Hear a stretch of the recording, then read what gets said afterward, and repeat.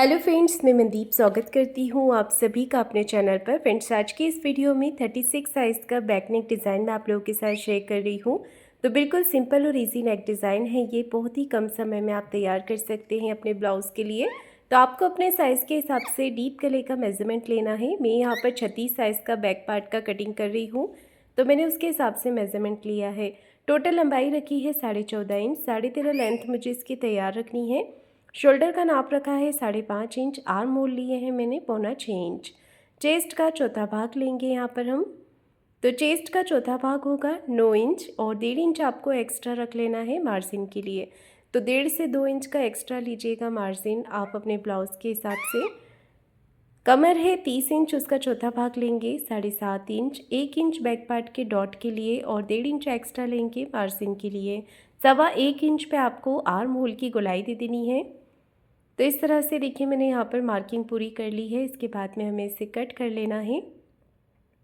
तो अस्तर के ऊपर हमें इस तरह से इसे कट करना है। इसके बाद में इसे मैन फैब्रिक पर रखकर कट कर लेंगे।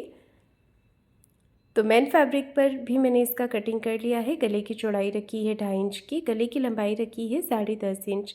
तो गले की लंबाई चौड़ाई आप अपने अकॉर्डिंग कम ज़्यादा करके ले सकते हैं। नीचे से गले की चौड़ाई मैंने 3 इंच पे मार्क की है। इस तरह से मैंने यहाँ पर चौकोर एक बॉक्स बना लिया है। अब मैं यहाँ पर पान कलर ड्रॉ कर रही हूँ। तो इस तरह से हमें यहाँ पर देखिए पान नेक को ड्रॉ कर लेना है। नेक की ड्राफ्टिंग मैंने यहाँ पर कर ली है। अब इसे कट कर लेंगे।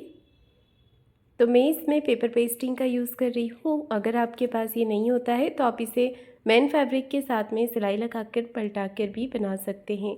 गले को अच्छे से मैंने ड्रॉ कर लिया है। इसके बाद में 1 इंच बाहर की तरफ से बढ़ाते हुए हमें इसे कट कर लेना है और इसे मैं अस्तर के ऊपर ही अटैच कर रही हूँ।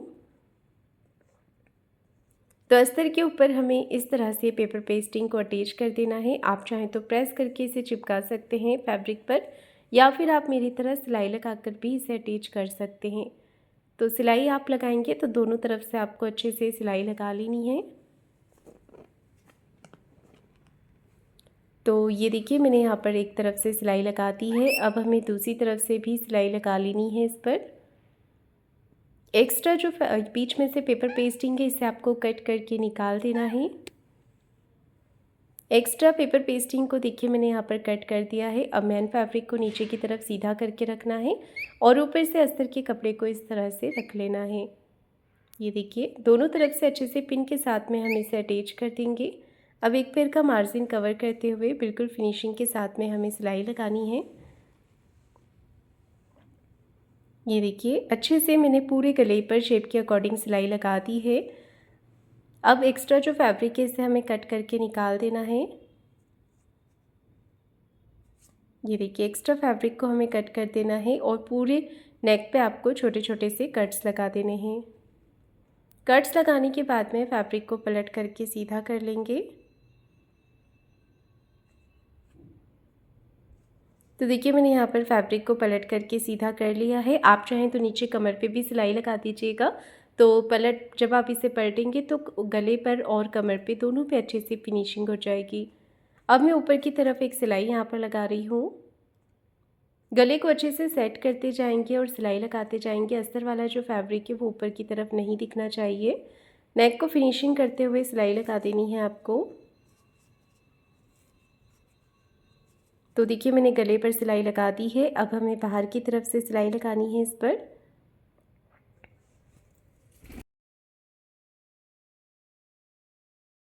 बाहर की तरफ से भी चारों तरफ से अच्छे से आपको सिलाई लगा देनी है। सिलाई लगाने के बाद में आपको एक्स्ट्रा फैब्रिक को कट करके निकाल देना है।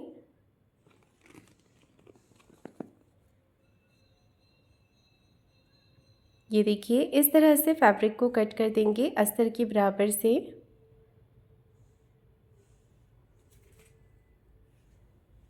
तो देखिए मैंने यहाँ पर फिनिशिंग कर दी है। इसके बाद में हमें बैक पार्ट पे डॉट लगा देना है। 4 से 4.5 इंच की लेंथ में हमें डॉट लगा लेना है इस तरह से दोनों ही तरफ। अब नीचे की तरफ कमर पट्टी अटैच करेंगे। तो आधा इंच का मार्जिन लेते हुए हमें इस तरह से पट्टी को अटैच कर देना है। अब एक सिलाई पट्टी को इस तरफ करते हुए पट्टी के ऊपर लगा देनी है।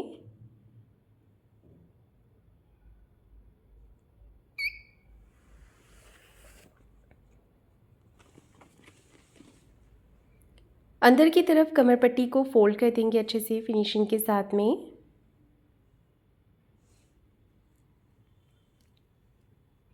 अब देखिए गले के नीचे वाले पार्ट पर मैं यहाँ पर मार्किंग कर रही हूँ इस तरह से, और यही मार्किंग को हमने दूसरी तरफ से भी ले लेना है।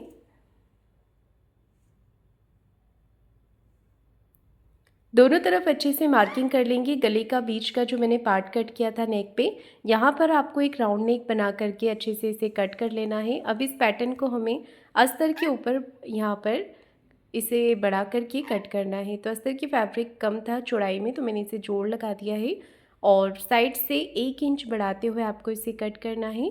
जब हम इसे अटैच करेंगे तो एक्स्ट्रा मार्जिन चाहिए होगा। अब मेन फैब्रिक के साथ में आपको इसे सिलाई लगा करके पलट लेना है। आप चाहें तो इसमें पेपर पेस्टिंग का यूज़ भी कर सकते हैं।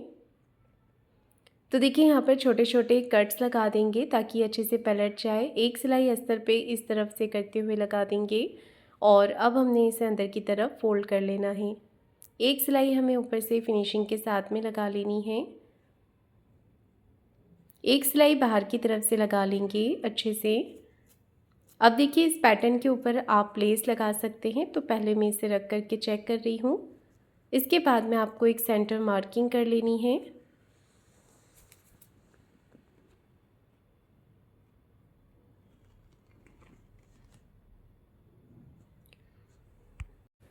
सेंटर मार्किंग करने के बाद में मैं यहाँ पर लेस लगा रही हूँ। तो टोटल मैंने 3 लेयर अटैच की है, आप अपने अकॉर्डिंग कर सकते हैं।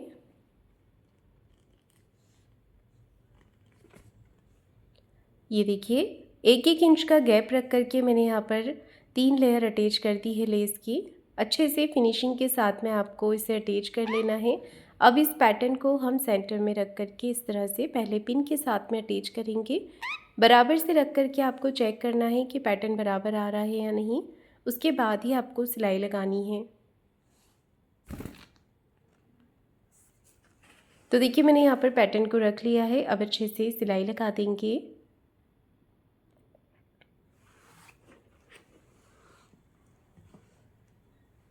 तो ये देखिए मैंने यहाँ पर पैटर्न को अटैच करके सिलाई लगा दी है। इसके बाद में नेक पर भी आपको लेस अटैच कर देनी है।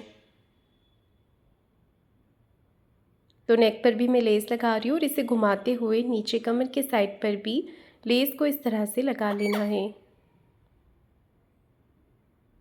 लेस को कट करके दूसरी तरफ से भी कॉर्नर की एक सिलाई लगाएंगे। ये देखिए बिल्कुल फिनिशिंग के साथ में मैंने यहाँ पर लेस को अटैच कर दिया है। ऐसे ही हमने दूसरे साइड से भी लेस को अटैच कर देना है।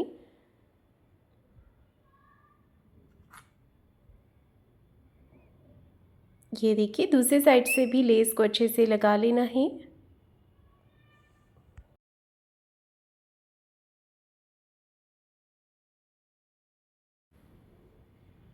दोनों तरफ से मैंने लेस को अटैच कर दिया है। अब मैं इसके ऊपर डोरी लगा रही हूँ और नीचे के साइड में बो बना करके लगा रही हूँ।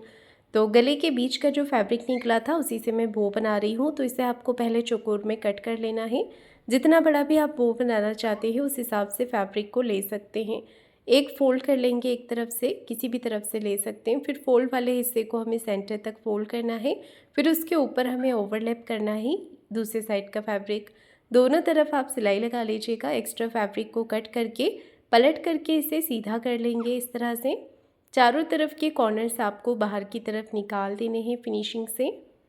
तो बहुत ही आसान तरीके से आपका बो बन करके रेडी हो जाएगा। कॉर्नर्स को बाहर की तरफ निकाल लेने के बाद में एक सिलाई आपको ऊपर से लगा लेनी है फिनिशिंग की।